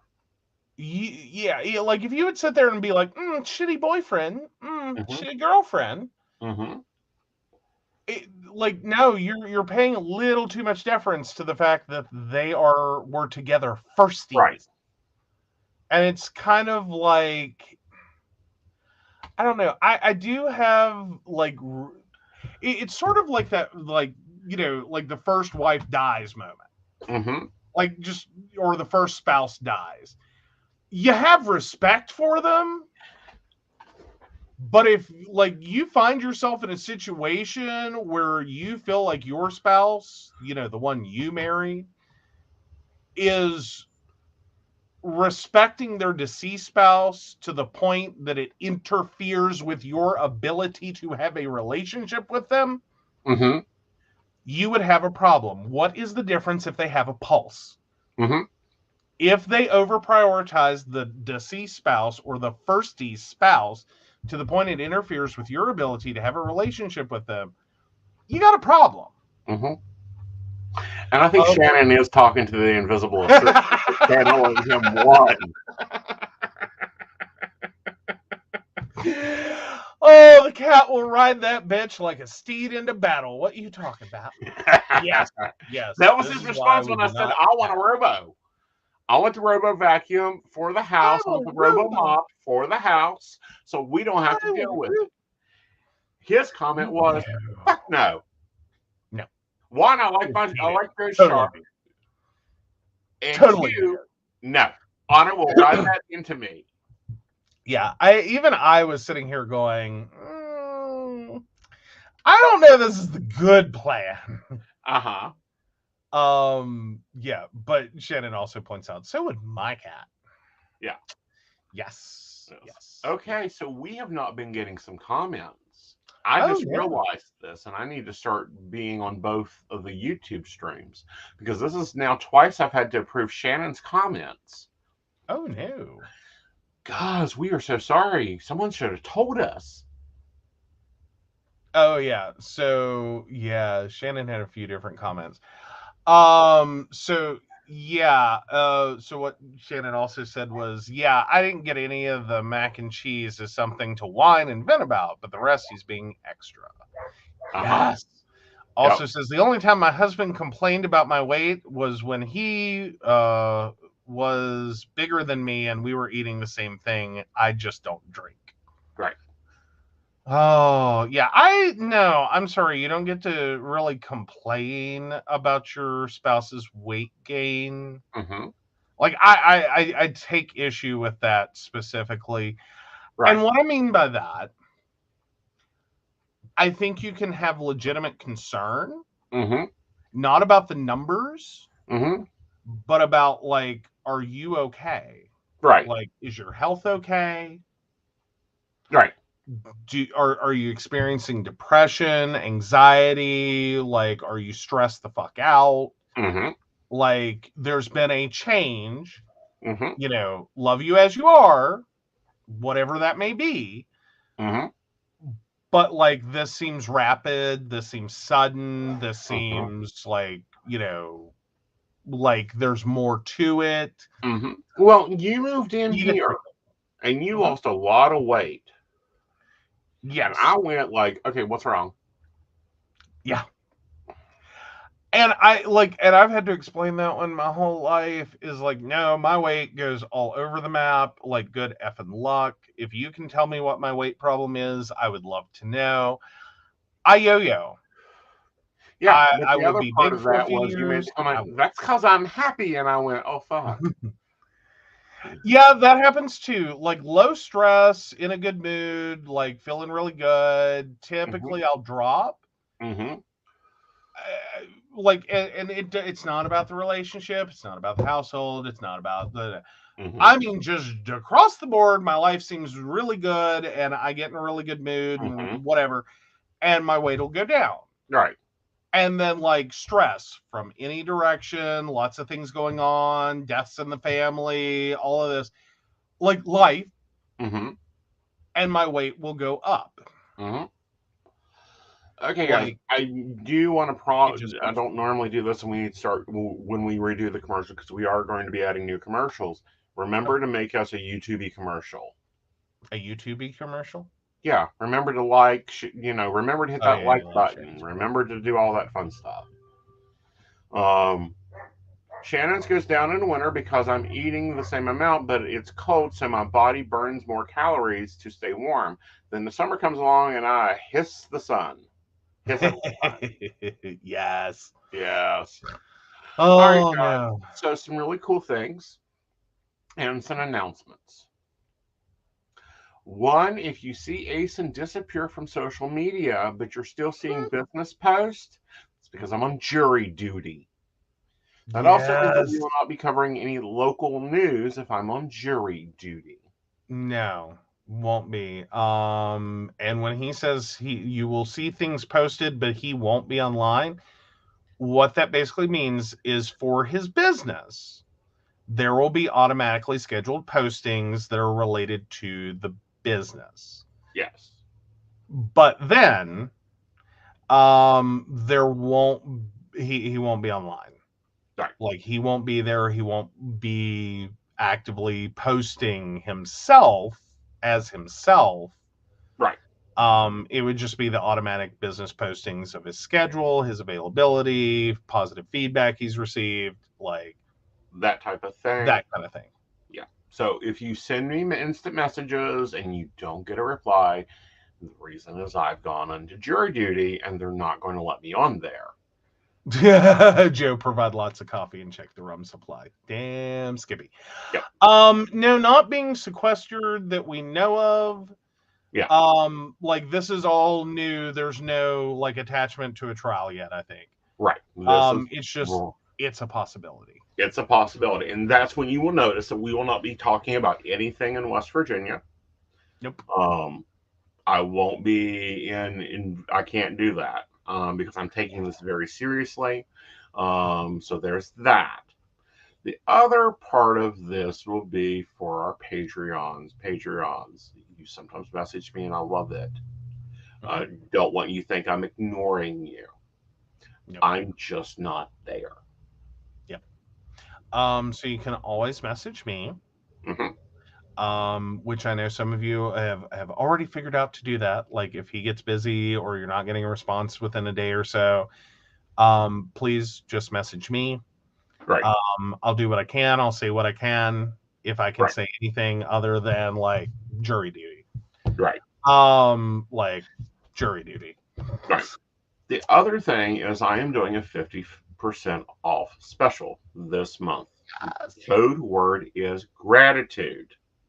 Woot. Yep. I'll just message Joe like, ask Aeson. Insert book recommendation for kiddo here. Yeah. Yeah, I asked for it, Brenda. I asked for it. Yeah. So yeah, but no, I did. Right. And then once this is over, I'll be like, all y'all animals go talk to him. I'm done.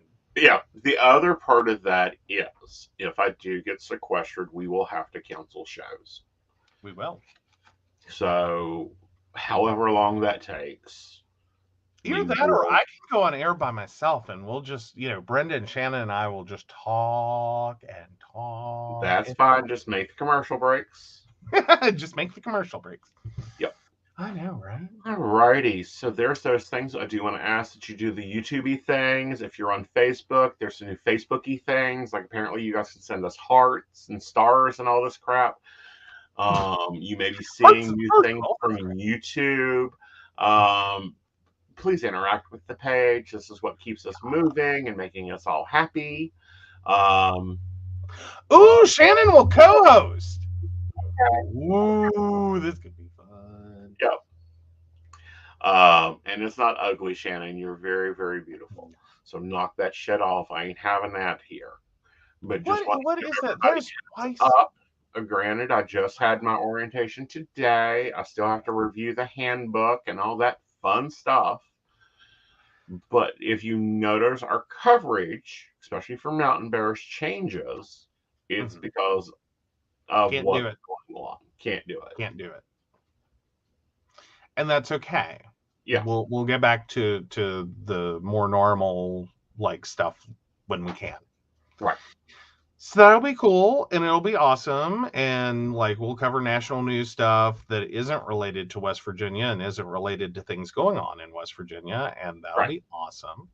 Right.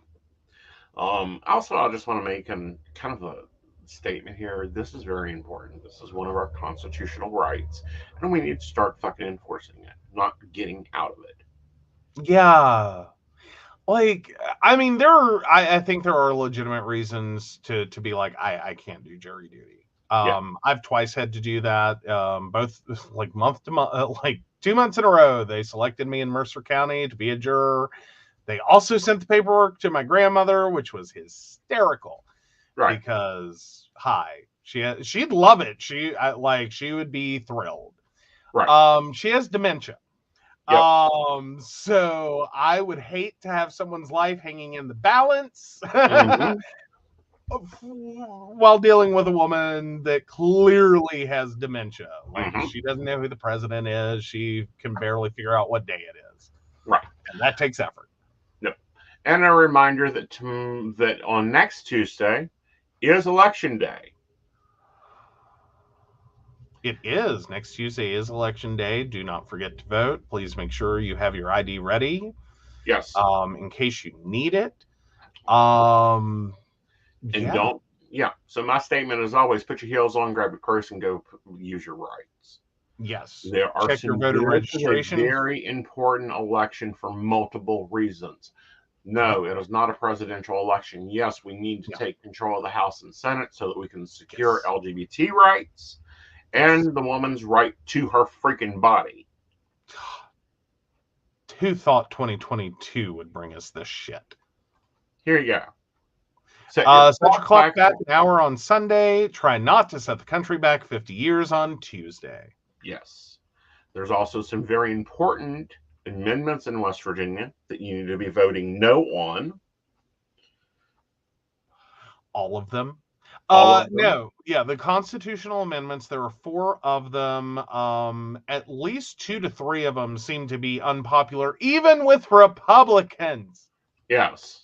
There's only one they really give a shit about. I'm talking about the majority of Republicans. There's only one they give a shit about getting through, and even that one they seem a little wishy-washy on.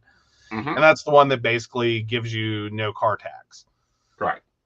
Blah, no, blah, that's blah. not a good one either, because that one would be a great law on itself. That's the one that also takes and moves all your property taxes down to Charleston.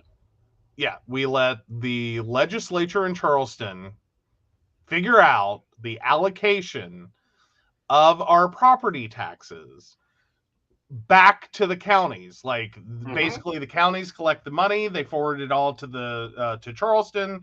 Charleston legislature decides what the fuck to do with the money and then pass it back out to the counties as they see fit. Right. And the other part of that is thinks that's a good idea. Well, not only that, but then businesses, then businesses can declare their property businesses and they don't pay taxes on it any longer. Yeah. So Mingo County, all that mine land down there that's been trying to just supplement how much you've been raped for. Not only are you having to mail it to Charleston and hoping to get pennies on your dollar back, But you're not going to, the mining companies don't have to pay taxes, which gives Jim Justice a free tax write-off for his stuff. Yeah. So if you wanted an analogy, this would be like being a 15-year-old who gets a job. You make your money. You go home. Your dad makes you sign the check over to him. And then he decides how much of an allowance you get based on your paycheck and the total family income. Now, that might work out great if you have a really fair parent. Does anyone think that anyone in the Charleston legislature would make a fair parent, and I'm putting this in air quotes, a fair parent in this situation? I don't want to chance it. Right. That's where I'm at. That's my personal decision. That is my personal thing. Well, this sounds my stupid. status on the, anything going on in our Congress, state Congress. If they cannot decide where your teenagers should go to the bathroom at for 2 years, I don't think they can decide anything else. Yeah, I don't think they need to be balancing the state's books off of property taxes and doing whatever they want to. Well, they can't balance books anyhow. That's why we have such a huge rainy day fund, but our roads look like they've been Swiss cheese to death. Well, yeah, basically we put a lot of money into the rainy day fund, and then I don't know what the hell the definition of rainy day is, but we've had a few. Yes. That needed money thrown at. Yeah. And we didn't do that.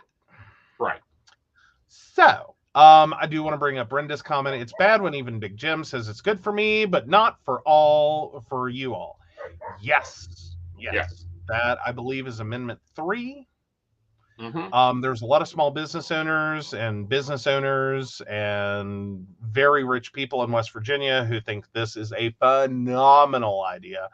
Yeah. The little rider for the little people, for us, is that you don't have to pay property tax on your car. It is just a way to get votes, because who the fuck wants to pay property taxes on their car if they can get away with not doing that? Please vote no. I know it's not in your best interest in terms of that property tax cut, in terms of having to pay for your vehicles. It is worth it. Yeah. It is worth it. It is worth it. It is worth it. It is worth it. So yeah, I really hope you will do better. Yep. And it's only if the car is less than a certain age. Yeah. That they decide. Yeah. So yeah. Does any of this sound like cash for clunkers to anyone else? Yeah. Like, talk about the biggest giveaway to high income earners. Mm-hmm. Cash for clunkers was bullshit. Do you know how many rich people bought shitty cars, right, just to take them and have them, their engines blocked with concrete, to get the rebate incentive to go buy an electric car, mm-hmm, or a hybrid vehicle, because they were the only ones that could afford it. Right. And it made perfect sense. If I had an extra blah, blah, blah, I would do that too. Yeah.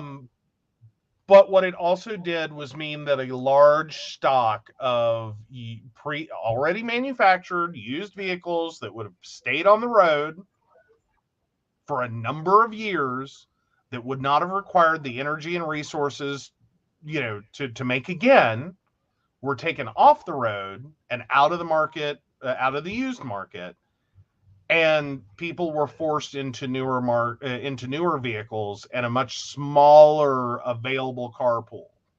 Right. And here's the hard facts about it. We probably would not have had the car shortage that we had if cash for clunkers didn't exist. Possibly, because it has forced used car to be much newer. I think that's starting to peter out of the market. Mm-hmm. But still, it's had a lasting effect. Yeah, because used car value went up. Yeah, used car value went up. So people who were buying used cars were paying more because there were fewer used cars available, so the car had more value. Right. But then it also limited the available pool of used vehicles. Right. And so in turn, it pushed a lot of consumers into buying new vehicles. Right. That may have higher bought interest rates, because if you're buying used, you're going to get you were looking for a lower interest rate. Oh yeah, and then with this, we also face the lack of newer cars because of chip shortages and factory shutdown caused the inflation on used cars to go up too. So, like, these are all the butterfly effects, right? That slowly pushed this where it got to. Right. The other butterfly effect that people do not think of this about is right now they have proven that the inflation rate is at the place it is because of corporate profit. It's up 52%. It is not a lack in anything. It wasn't because we started paying people who flip hamburgers $15 goddamn an hour. Like we swore up and down for years. Republicans, conservatives swore up and down for years. We can't pay people $15 an hour to work at a fast food restaurant. A hamburger will cost $32. Right. Okay. One, that didn't happen. And two, yes, prices have gone up, but when you look at where the money went, all went to supporting the idea of like what conservatives said, but in turn actually went into the pockets of business owners, not in paying increased expenses. Right. And that's on top of a pandemic. Yeah. And supply chain shortages and higher prices for this and that and everything else. So not only did we cover paying fast food workers more, right, we also covered increased costs to buy the hamburgers, the buns, the whatever raw materials you need to make that. And we still managed to put most of the increased prices directly into the pockets of business owners. Right. Now, for 2021, corporate profit is up 22.6%. That's 2021. They're now saying that corporate profit is at a plus 53%. Yeah, 53% over. Right. As in, this is just profit numbers. This isn't cost. This isn't before cost. This is after all the bills are paid. Right. Rich bastards made 52% more because of our fear that paying workers more would drive up costs. An argument they sowed and reaped and have they have reaped so much money off of. This is the bullshit. Yep. And it is bullshit. Yeah. Yep. Right here is where it's at. What was it? CEOs in Europe make more than 40 times the entire entry level workers do. Yeah. US is closer to 700 times what an entry level worker makes. Yeah. Tell me what an American CEO does that makes them 660% or 660 times, excuse me, more valuable than an entry level worker between the US and the UK. Tell me. I want to know what does Mark Zuckerberg have? Well, not only that, but tell me, because the American corporate world has shifted to it's no longer entry-level employees and entry-level independent contractors. Yeah. Yeah. So they can get out of paying benefits. Point blank. Yeah. Independent contractor is the new salary exempt. Exactly. And again, an end run around paying workers fair wages. Right. Like, why is this hard? Yeah. Like, I have appreciation. Like, I know they get ragged on a lot. Younger millennials and Gen Z.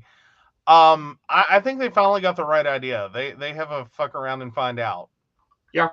Like, they've watched too much of this. They've seen too much of this. This is a fearless group of kids. Yeah. that will Like, I'm start calling their own kids business 'cause- in 5 minutes. Yeah, and are like, fuck it, they can't fire all of us. Exactly. Or they can, and good fucking luck. And we can just network around them. Yep. All right, guys. So tune in next Tuesday. I do have a guest for the first portion of the show. We will be interviewing them, and then we will be taking your questions and telling the Am I an Asshole in the second part. So then, have a wonderful evening. Remember, I am taking appointments all weekend. You can go ahead and book them at the ease of your desk. And I do want Jared to take a moment and thank our Patreons. They are amazing. They make us work for our dollar, and we very much respect and love them. So we do want to thank Beverly Walker, Mika G, Kathy, Mary Winfield, Brenda Bryant, Shannon C, Shannon D, Lady Gwendolyn, Charles Shaw, Dottie the Psychic, Tracy Van, Donna White, Caitlin Bell, and the Laughing Tree Grove. If you'd like to learn more about us, the show, or how you too can become a Patreon sponsor and receive all the wonderful benefits our baristas receive, please visit us at pcspnetwork.com. All right, guys, you have a magical evening. We'll see you later. Good night.